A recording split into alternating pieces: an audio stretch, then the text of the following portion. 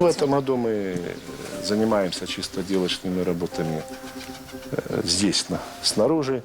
Вот сделали вот все крыло, перекрыли между центральным ярусом и боковым.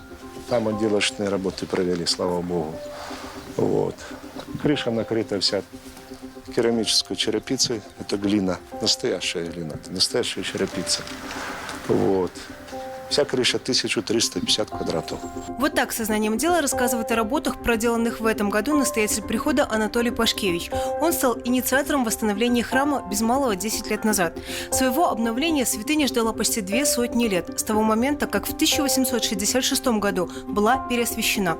Все это время храм действовал, но находился в полуразрушенном состоянии. Не отапливался, протекала крыша, просел фундамент. Крепляли местами, да. Местами вот именно вот здесь возможно было возле фундамента туда человеку залезть. Дыры такие были, огромные. Вот. Сейчас все, слава богу, хорошо. Храм высыхает. Он весь мокрый был, внутри особенно грибком побитый.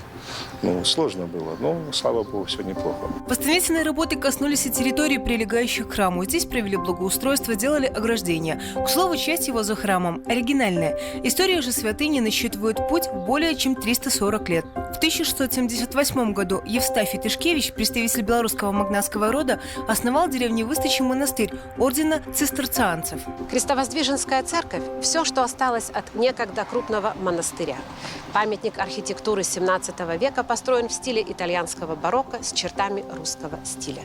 Объект внесен в государственный список историко-культурного наследия Республики Беларусь и является памятником архитектуры республиканского значения. Сейчас здесь хранятся уникальные иконы, в том числе вот эта икона Рождества Христова начала обновляться вместе с храмом. Есть и множество иных реликвий. Самое главное, что в храмах идут службы, отмечает настоятель, которые активно посещают прихожане. Мне кажется, я уже просто здесь все время. Да вот как к хорошей вещи привыкаешь, правда? Ты эту вещь одеваешь, носишь, она тебе душой прирастает. Так и мы, люди. В планах также открыть при храме воскресную школу и возвести колокольню, для которой уже есть и колокола.